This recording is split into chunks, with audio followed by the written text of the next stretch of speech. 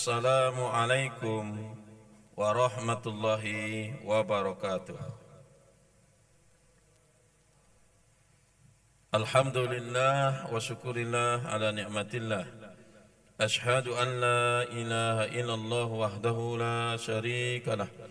Wa ashhadu anna Muhammadan abduhu wa rasuluh. Allahumma salli ala Sayyidina Muhammad wa ala alihi wa sahbihi ajma'in. Rabbi shrah li sadri wa yassir li amri wahlul 'uqdatam min lisani yafqahu qawli. Kaum muslimin wal muslimat sidang salat zuhur rahimakumullah. Mari kita bersyukur kepada Allah Subhanahu wa taala. Alhamdulillahi rabbil alamin. Mudah-mudahan kita semua diberikan kemudahan, kebaikan dunia dan akhirat. Amin ya rabbal alamin. Kepada baginda Nabi Muhammad sallallahu alaihi wasallam kita sampaikan salawat. Allahumma salli ala Sayyidina Muhammad wa ala ali Sayyidina Muhammad. Assalamu alayka ya Rasulullah. Kaum muslimin muslimat sidang salat zuhur rahimakumullah. Kita lanjutkan kajian kita masih bab ikhlas dalam kitab Tanbihul Ghafilin. Abu Laits As-Samarkandi mengatakan, sekelompok ulama dengan sanadnya mereka menceritakan kepadanya dari Uqbah bin Muslim dari Samir al-Asbahi, di mana menceritakan kepadanya bahwasannya ia masuk ke Madinah dan di situ ada seorang yang dikerumuni oleh banyak orang. Ada seorang yang dikerumuni orang banyak. Maka dia bertanya kepada seseorang, siapa orang yang dikerumunin itu? Maka orang yang ditanya itu menjawab, dia adalah Abu Hurairah. Abu Hurairah. Saya lantas mendekatinya sementara dia sedang berbicara dengan orang. Lalu setelah selesai Abu Hurairah berbicara dengan orang, maka saya mendekatinya dan bertanya kepada Abu Hurairah ini. Abu Hurairah ini kita tahu adalah seorang sahabat Nabi yang dekat dengan Nabi. Beliau masuk Islam memang 3 tahun sebelum Nabi wafat. Umur 60 beliau baru masuk Islam. Abu Hurairah itu. Tapi beliau sangat dekat dengan Nabi. Sehingga beliau meriwayatkan hadis paling banyak.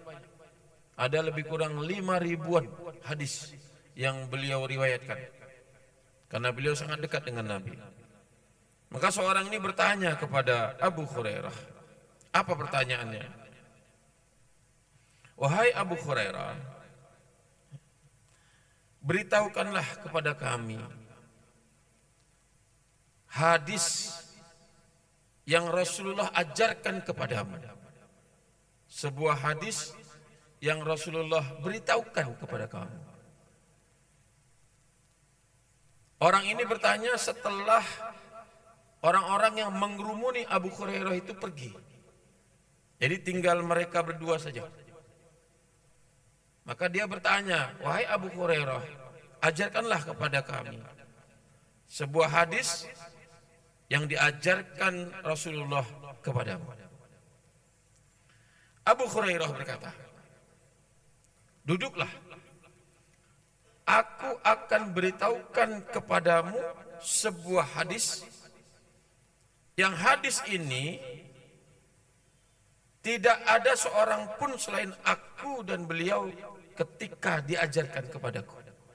Tidak ada seorang pun yang ada kecuali aku dan beliau. Itu kata Abu Hurairah.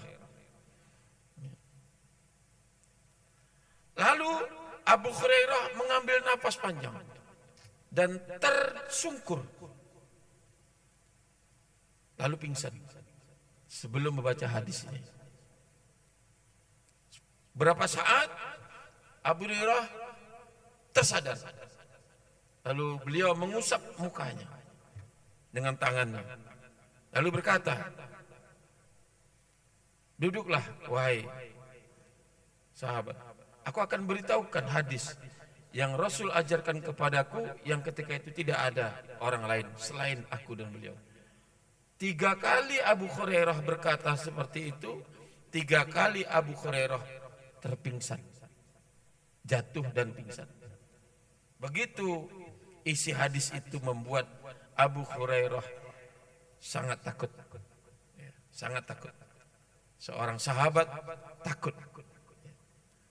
Lalu apakah kita takut ketika nanti mengetahui bunyi hadis ini? Setelah ketiga kalinya Abu Hurairah tersadar. Ia mengusap mukanya dan berkata, Rasulullah Shallallahu Alaihi Wasallam menceritakan kepadaku di mana beliau bersabda, Innallaha tabarakallahu wa ta'ala idza kana yaumal qiyamah yaqdi baina khalqihi fa kullu ummatin jasiyah. Sesungguhnya nanti pada hari kiamat Allah yang maha pemberkah lagi maha tinggi mengadili semua makhluknya, dan setiap makhluknya jasiyah, berlutut di hadapannya, di hadapannya.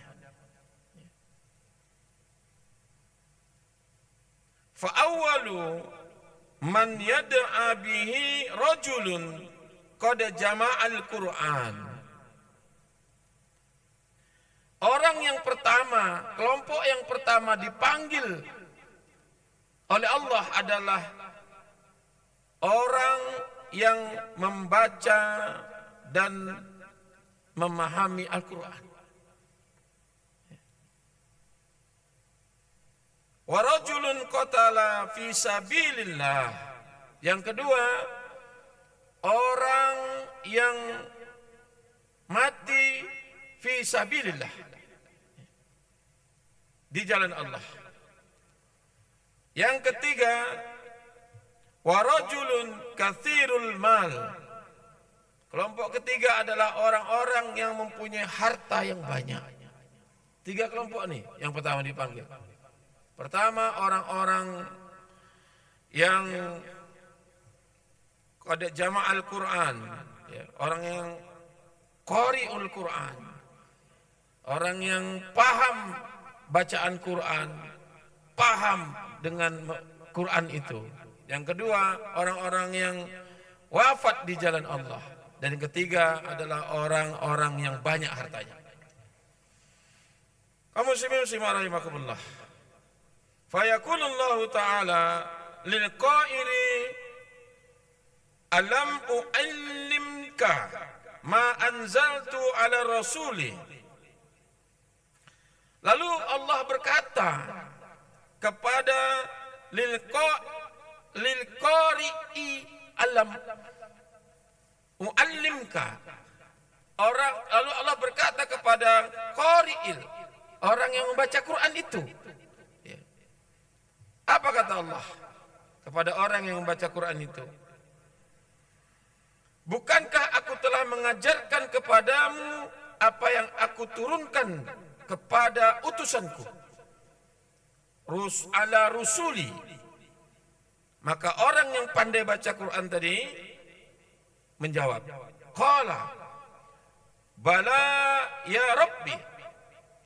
Orang yang pandai baca Quran itu menjawab, benar wahai Tuhanku, Rabbku. Benar.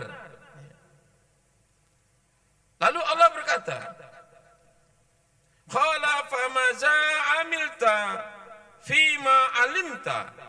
Apa yang kau lakukan terhadap engkau mengetahui dan pandai baca Quran itu? Apa yang kamu lakukan dengan pengetahuanmu itu? Lalu orang yang pada baca Al-Quran ini menjawab,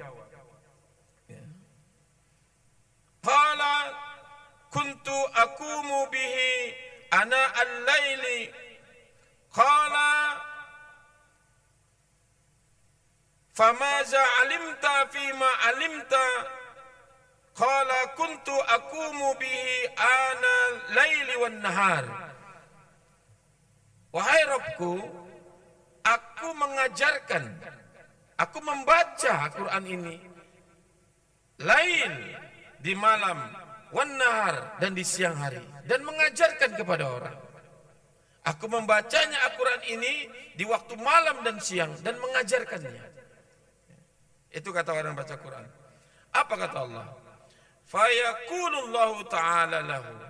Maka Allah berkata kepadanya, kazabta wa taqulul malaikatu kazabta. Kata Allah, engkau bohong. Lil malaikati kazabta, dan malaikat pun berkata, iya, engkau bohong. Engkau bohong. Jadi orang yang pandai Quran ini dipanggil pertama, lalu ditanya, lalu bagaimana, apa yang kau lakukan dengan pengetahuanmu dengan Al-Quran itu? Oh, saya membacanya pagi, siang, sore, malam dan mengajarkannya. Lalu Allah berkata, kazabta, engkau bohong. Lil malaikati kazabta. Malaikat pun berkata, iya, engkau bohong. Apa maksudnya? Bal aratta ay yuqala fulanu qairun faqad qila zalik.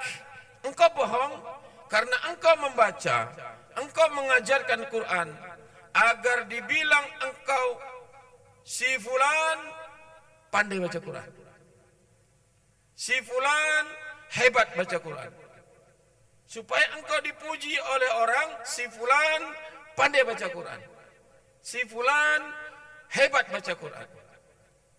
Itu niatmu membaca Quran wal laili wan nahar, bukan karena Allah Subhanahu wa taala. Maka Allah bilang kazabta, engkau bohong. Dan malaikat pun yang tukang catat kanan kiri pun bilang, iya, engkau bohong. Karena engkau membaca Quran niatnya hanya si fulan pandai baca Quran, hanya pingin dipuji-puji saja. Itu kelompok pertama. Ya. Sebelum kelompok kedua, kita terangkan dulu. Bukan berarti kita setelah ini tak baca Quran. Mengapa Abu Hurairah ini sebelum membacakan hadis ini, beliau pingsan 3 kali? Karena takut. Apa yang telah dilakukan sebelum hadis ini, mungkin banyak terkandung niat-niat yang tidak lillah. Sehingga Abu Hurairah pingsan 3 kali. Takut apa yang telah dilakukan bukan karena Allah Subhanahu wa taala. Maka beliau pingsan 3 kali sebelum membaca hadis ini. Maka ini bukan membuat kita yang pandai baca Quran tidak baca Quran. Yang pandai baca Quran, alhamdulillah. Tapi mari kita perbaiki niat untuk membaca Quran itu. Kita juga mengajarkan Quran kepada orang, alhamdulillah. Karena kata Rasul, manusia yang paling baik itu adalah manusia yang pandai baca Quran dan mengajarkannya kepada orang. Cuman hadis ini memotivasi kita, jangan sampai sia-sia kita membaca Quran dan mengajarkannya. Supaya tidak dibilang pembohong oleh Allah, bacalah Quran dan ajarkanlah lillahi ta'ala. Supaya ada makna dan pahala yang akan dibawa di akhirat nanti. Sekali lagi, man jaa alal Qur'ana amamahu khalfahu ilal jannah. Barang siapa yang berpegang kepada Quran, berarti orang yang berpegang kepada Quran adalah orang yang pandai baca Quran, mengetahui artinya, tafsirnya dan tadaburnya, lalu mengajarkan kepada orang. Itu adalah manusia yang terbaik, kata Rasulullah SAW. Maka lakukan itu, karena Allah Subhanahu wa taala. Mudah-mudahan bermanfaat bagi kita semuanya. Kita sambung pekan yang akan datang. Subhanakallahumma bihamdika asyhadu an la ilaha illa anta astaghfiruka wa atubu ilaik. Assalamualaikum warahmatullahi wabarakatuh.